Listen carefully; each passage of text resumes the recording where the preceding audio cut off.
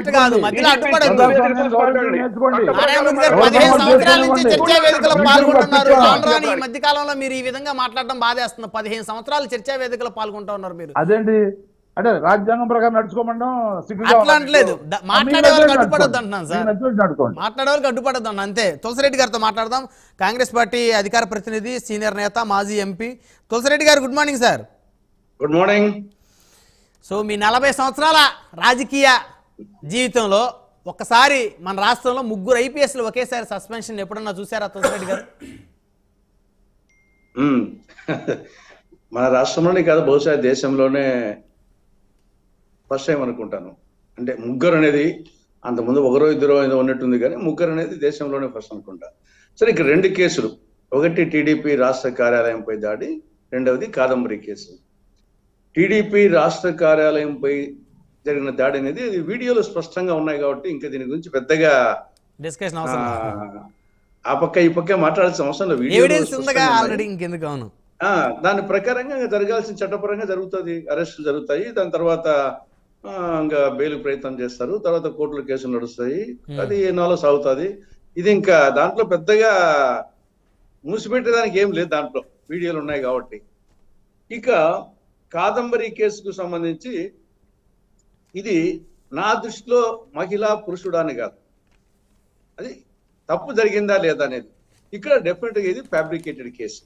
ఇది ఒక ప్లాన్ ప్రకారంగా చేసిన కేసు అనేది మనకు స్పష్టంగా తెలుస్తుంది. ఎందుకంటే ఎఫ్ఐఆర్కు కేసు పెట్టక ముందే ఫ్లైట్ టికెట్ కొన్నారనేది బాగా పోలీసులు తప్పుడు కేసులు పెట్టేది సహజమే. ఇది యాక్చువల్గా ఈ కేసే కాదు, బాంబుల కేసు, ఇంట్లో బాంబులు పెట్టి వాళ్ళ ఇంట్లో బాంబులు ఉన్నాయని కేసులు పెట్టడము, గంజాయి పెట్టడము, డ్రగ్స్ కేసులు, ఈ యొక్క మద్యం బాటిల్స్ పెట్టి వాళ్ళే పెట్టి ఇట్లా చేస్తా ఉంటారు. వచ్చేసి తప్పుడు కేసులు పెట్టేది సహజమే పోలీసులు, అది చాలా ఫ్రీక్వెంట్ గా పెడతా ఉంటారు.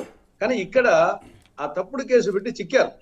ఆ తప్పుడు కేసు పెట్టేటప్పుడు, ఫ్యాబ్రికేటప్పుడు జాగ్రత్తలు తీసుకోకుండా వీళ్ళు దొరికిపోయినారు. ఇప్పుడు దొరికిపోయినారు కాబట్టి దొరికితే దొంగ, దొరకకుంటే దొర.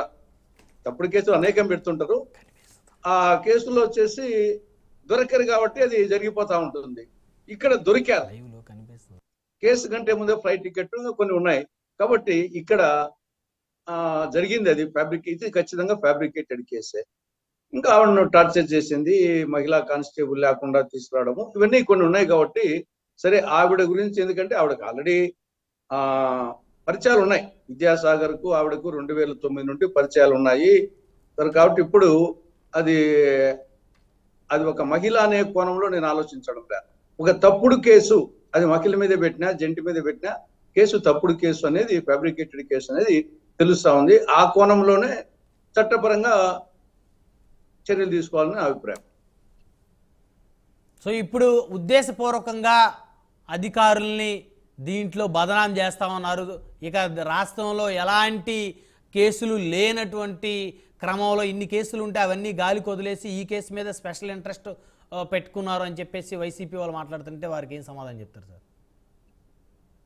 ఇక్కడ నేను చెప్పినా కదా, దొరికితే దొంగలు, దొరకకుంటే దొరలు అనేక సందర్భాల్లో. ఇక్కడ ఇటువంటి కేసులు, ఫ్యాబ్రికేటెడ్ కేసులు చేసి చాలా సందర్భాల్లో పెడతా ఉంటారు.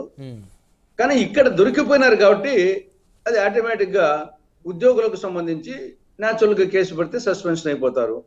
అదే మిగతా ఉద్యోగులు కారణంలో వచ్చేసి అది ఆటోమేటిక్ గా బెయిల్ తెచ్చుకుంటారు, కొన్నాళ్ళు జైల్లో ఉండొచ్చు, బెయిల్ తెచ్చుకుంటారు. అది కేసు ఎప్పుడో నడుస్తూ ఉంటుంది. ఇప్పుడు విద్యాసాగర్ సంబంధించి పెద్ద అదే వచ్చేసి ఒక కేసు, విద్యాసాగర్ కేసు పెట్టినాడు, కాదంబరి కేసు పెట్టింది, కాదంబరి జిందాల్ మీద ఒక కేసు పెట్టింది, కాదంబరి విద్యాసాగర్ మీద కేసు పెట్టింది, విద్యాసాగర్ కాదంబరి మీద కేసు పెట్టినారు. ఇవి కేసులు నడుస్తూ ఉంటాయి. ఇక్కడ మెయిన్ విద్యాసాగర్ కాదంబరి మీద కేసు పెట్టడం వల్లే కాదంబరిని తీసుకొచ్చారు అనుకోవాలి కదా సార్ ఇక్కడికి? డెఫినెట్ గా వచ్చేసి విద్యాసాగర్ వైఎస్ఆర్సీపీకి ఎమ్మెల్యేగా పోటీ చేశాడు కదా 2014 ఎన్నికల్లో. అంటే ఆయనకి వైకాపా అధిష్టానానికి ఉన్నటువంటి ఆ ర్యాప్ను బేస్ చేసుకొని కదా ఐపీఎస్ అధికారులు స్పెషల్ ట్రీట్మెంట్, మరి స్పెషల్ గా వాళ్ళు ఈ కేసు తీసుకొని ఆవిడని అక్కడి నుంచి ఇక్కడ తీసుకొచ్చారంటే మరి దీని వెనక ఆ రోజు ప్రభుత్వ పెద్దలు ఉన్నారని అనుకోవాలా సార్? ఇప్పుడు డెఫినెట్ గా వచ్చేసి ఇక్కడ ఇష్యూ వచ్చేసి జిందాల్ కాబట్టి తీసుకురావాల్సి వస్తుంది. యాక్చువల్ గా అక్కడ జిందాల్ మీద కాదంబరి కేసు పెట్టింది కాబట్టి దాని తర్వాత వచ్చేసి దానికి పర్యవసానాలు ఇవన్నీ వచ్చేసి, కాబట్టి దీంట్లో కొన్ని న్యాచురల్ గా రాజకీయ నాయకులు వచ్చేసి ఇప్పుడు ఎమ్మెల్యేగా నన్నుగానే వచ్చినప్పుడు ఆ కేసు చూడండి అంటాం. దాంట్లో జనరల్ గా కేసు చూడండి అని చెప్పడం వేరు, దాంట్లో స్పెషల్ ఇంట్రెస్ట్ తీసుకోవడం వేరు. ఇక్కడ జనరల్ గా వచ్చేసి ఎవరన్నా ఆశ్రయిస్తూ ఉంటారు. ఆ నేపథ్యంలో వచ్చేసి ఇది ఫ్యాబ్రికేటెడ్ కేసుగా జరిగింది. దీంట్లో వచ్చేసి జిందాల్ డెఫినెట్ గా వచ్చేసి జిందాల్ కోసం జరిగిన కేసుగా కనపడుతుంది. దీంట్లో అధికారము డబ్బు రెండు పనిచేసినట్టు కనపడుతుంది. ఫ్లైట్ టికెట్స్ కానీ ఇవన్నీ వచ్చేసి అధికారము డబ్బు ఈ రెండు పనిచేసినాయి, ఫ్యాబ్రికేటెడ్. సరే, అది వచ్చేసి ఇక్కడ అధికారులు కాబట్టి చిక్కినారు, అధికారులు కాకుండా కేసు నడుస్తూ ఉంటుంది అంతే. ఇప్పుడు విద్యాసాగర్ రావు కేసు నడుస్తూ ఉంటుంది, ఆయన గురించి ఆయన అరెస్ట్ చేస్తారు, బెయిల్ వస్తుంది, కొన్నాళ్ళకు వచ్చేసి మళ్ళీ మామూలు అయిపోతా ఉంటుంది. వీళ్ళు ఉద్యోగులు కాబట్టి వీళ్ళు సస్పెన్షన్ అయ్యారు. ఇంకా ఇది మామూలుగా ఇది ఒక టైప్ జరుగుతుంటుంది. వీళ్ళు సస్పెన్షన్ కు వీళ్ళు క్యాట్కి పోవడము ఇంకోటి పోవడము ఇది జరుగుతూ ఉంటుంది. ఇది డెఫినెట్ గా వచ్చేసి ఫ్యాబ్రికేటెడ్ గా కనపడతా ఉంది, దాంట్లో ఎలాంటి సందేహం లేదు. సరే, ఇది ఏ స్థాయిలో జరిగింది, ఫ్యాబ్రికేటెడ్ ఆదేశాలు ఏ స్థాయిలో వచ్చాయి అనేది ఇంకా వాళ్ళు ఇచ్చే స్టేట్మెంట్ దాన్ని బట్టి ఉంటుంది. అంటే ఇప్పుడు మీరు అన్న దాని ప్రకారం ఆ రోజు ముఖ్యమంత్రి గారికి తెలిసే జరిగింది అని అనుకోవచ్చా సార్? ఇప్పుడు మరి సీక్వెన్స్ వచ్చేసి కొంత స్కోప్ ఉంది, కానీ దర్యాప్తు తేలాల. అంటే ముగ్గురు ఐపీఎస్ అధికారులు స్పెషల్ ఇంట్రెస్ట్ తీసుకొని ఇంత రిస్క్ చేశారంటే అదే. ముఖ్యమంత్రి గారి సహకారం, ఆయన బ్లెస్సింగ్స్ లేకుండా వీళ్ళు చేస్తారా అనే అనుమానాలకి ప్రశ్న ఇది. అందుకోసమే వచ్చేసి కొంత దెర్ ఈజ్ స్కోప్, దాని దర్యాప్తులో తేలాలి. మరి స్కోప్ ఉంది దాంట్లో వచ్చేసి, ఆ స్థాయిలో లేకుంటే జనరల్ గా ఇంత హడావిడిగా ఇంత అత్యుత్సాహం ప్రదర్శించాల్సిన అవసరం లేదు. కాబట్టి అత్యుత్సాహం ప్రదర్శించినట్టుగా దాంట్లో చిక్కినారు కాబట్టి డెఫినెట్ గా వచ్చేసి చూడాలని దర్యాప్తులో మరి ఏ స్థాయికి పోతుందో చూడాలి. అంటే ఆనాటి ప్రభుత్వ పెద్దలు కూడా దీంట్లో ఇరుక్కునే పరిస్థితి ఉందా సార్ భవిష్యత్తులో? అంటే ఇది ఇరుక్కోకపోవడం అనేది ప్రూఫ్ బట్టి ఉంటుంది. ఓకే, చాలా సందర్భాల్లో ప్రూఫ్ లేకుండా, ఇప్పుడు వివేకానంద రెడ్డి హత్య కేసే 5 ఏళ్ల ముందు మరి నేను పులిందల్లో ఉన్నా, పులిందల కేసే ఇప్పుడు ఇంకో కొలిక్కి రాలేదంటే ప్రూఫ్ లేకుండా చర్చలు జరుగుతుంటాయి. అది వచ్చేసి ఒక ప్రజా కోర్టులో తీర్పు రాకుండా కానీ ప్రజా కోర్టులో ఒక అభిప్రాయం రావచ్చు, కానీ ఇది కోర్టులో వచ్చేసి దానికి ప్రూఫ్ ఉండాలి. అంటే మన దేశ రాజ్యాంగం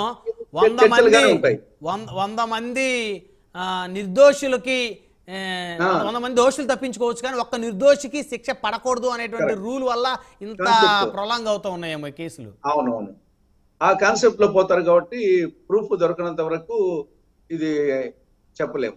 రైట్, మళ్ళీ వస్తాం. చర్చలు జరుగుతూ ఉంటాయి. ఒక మాట సార్ మీ దగ్గరికి వస్తున్నా, నారాయణ మూర్తి గారు మీ దగ్గరికి వస్తున్నా.